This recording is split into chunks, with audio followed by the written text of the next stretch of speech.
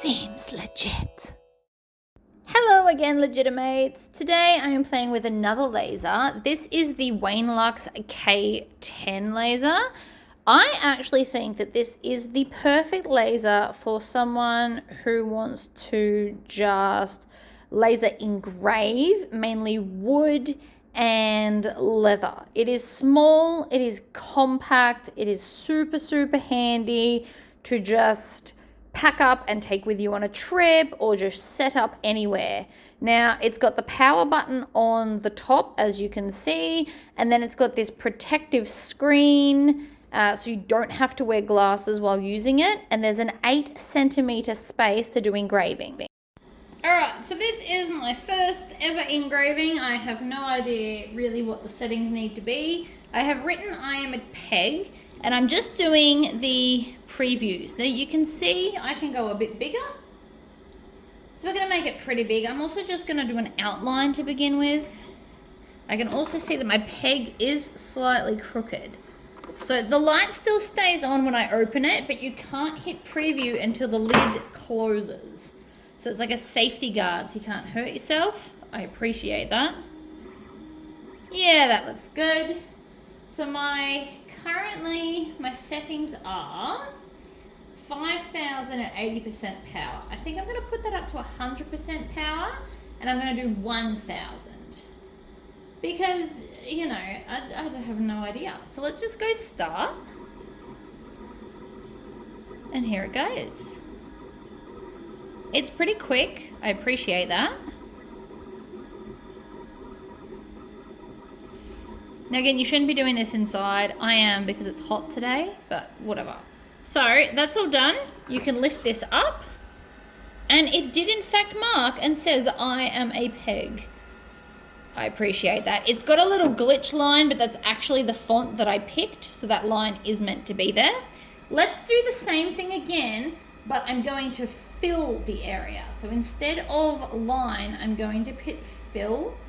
So again, with the preview, I have to put the peg under. So we want to find the dot first, like that. Put the lid down. You can still see the dot. Oh, what just happened? It moved on me.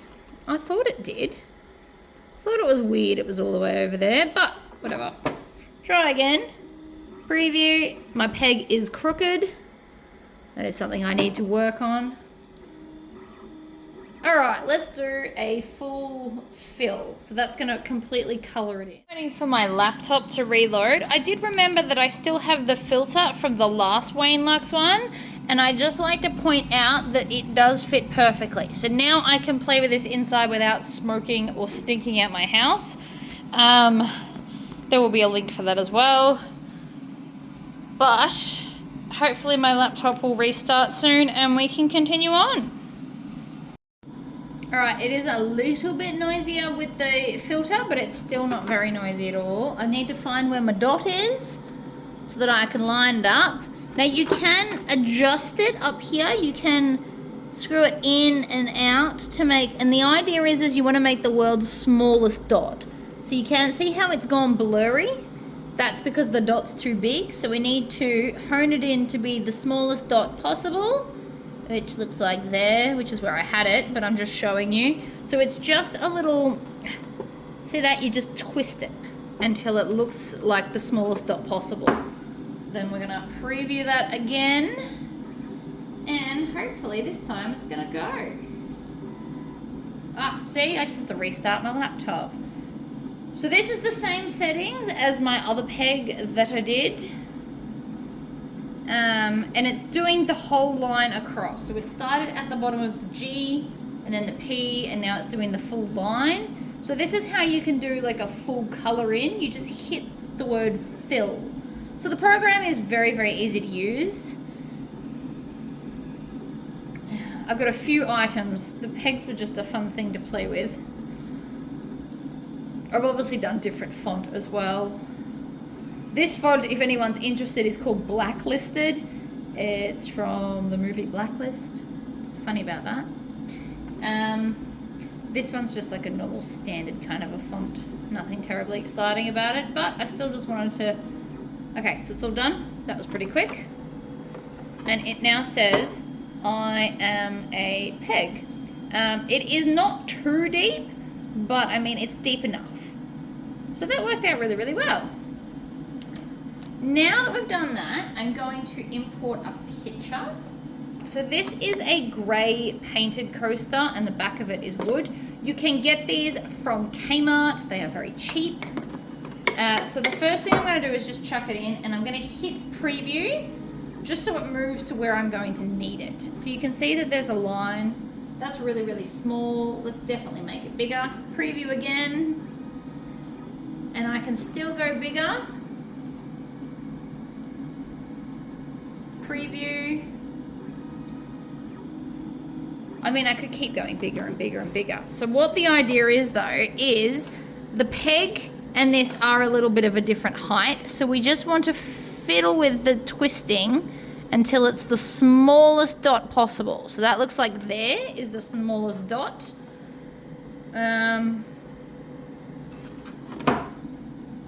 Preview.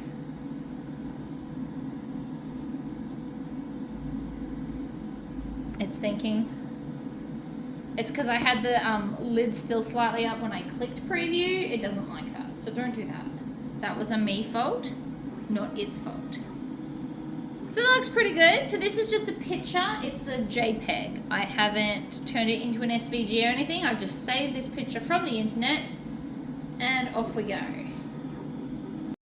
So this again is 100% power at 1000 millimeters per minute. Nice and slow. It works well, and it looks awesome when it's done. All right. Open it up. You can see the blue dot's still a thing.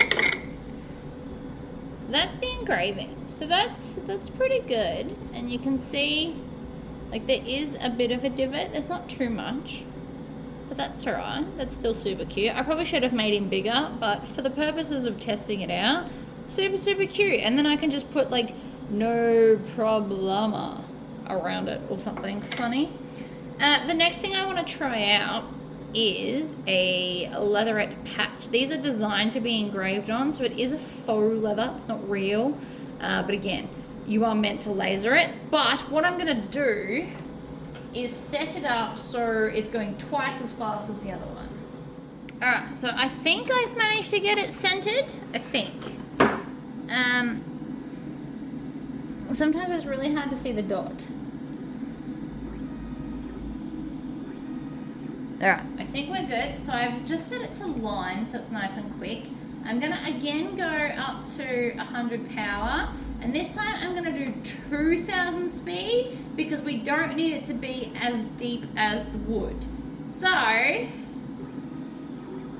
theoretically this will work out great. Now again, I could be totally off on this. And it seems to work from bottom to top. And does like the lowest piece first and then works its way up. I do think I've got this slightly crooked, but life happens. We all know that I'm not terribly great at lining things up. I'm sure there's a trick to it. Having a grid underneath would definitely help me to get that, but it'll be fine. So far, so good. I'm also really happy I went and grabbed the thing so it doesn't smell in here, so it's never fun.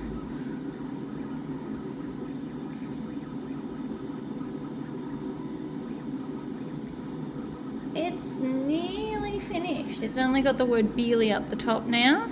I thought I'd make a patch for my husband. He can stick it on something, I don't know.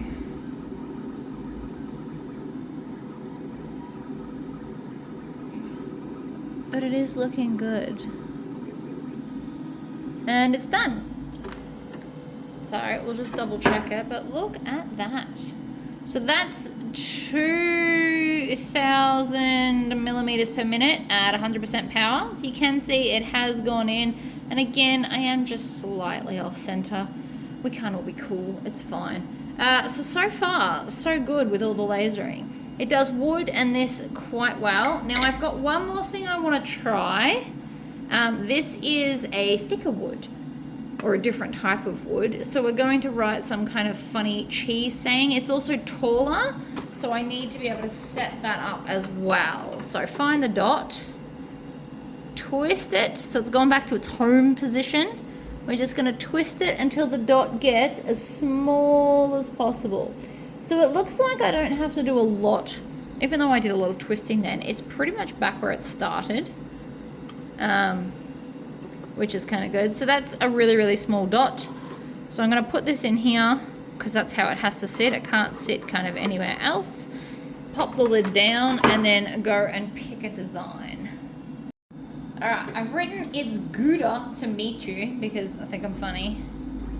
The problem is the engravable area, I'm right on the edge of it now. So I can't actually move over any further, and this can't move any further this way because of the prongs. So, I mean, I'm still happy with it being there. We might make it, can we make it a bit bigger, or will it run out of space?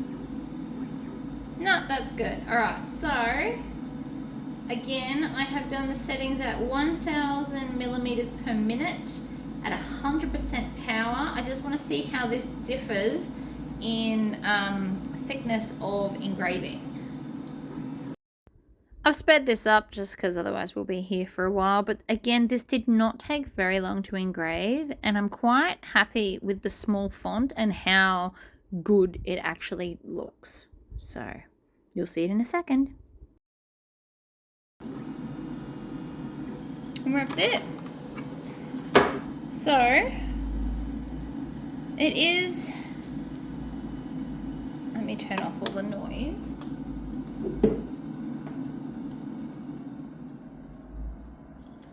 Oh, whoops, I just turned that back on again.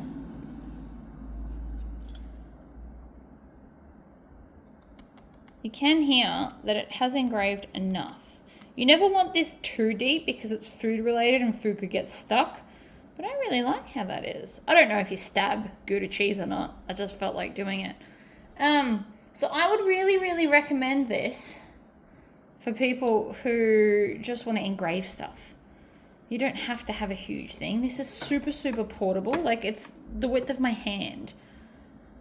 And I think that that makes it very, very handy to just kind of, you can take it to your mate's place. You can do little things. You can do up to 8 centimeters in a square. So it's got an 8 centimeter engraving section, but there's heaps of littler projects. You can also set this just directly on top of a chopping board and just do like a little, like 8 centimeters on a board is still plenty of space to get an engraving, because personally, I don't necessarily want the engraving to be over the whole board. I just kind of want it either in the center or in the corner. So if you were writing little personalized messages, or if you just wanted to put your logo on the back of a board that you've done resin on or something, I think that this is a great way to do it. It does only have 3 watts power, but I'm having no trouble getting through wood and this. So this also didn't leave like a horrible residue on it either, which I definitely appreciate. This could use a little bit of a wipe down, but it's nothing too dramatic. And this was just fun.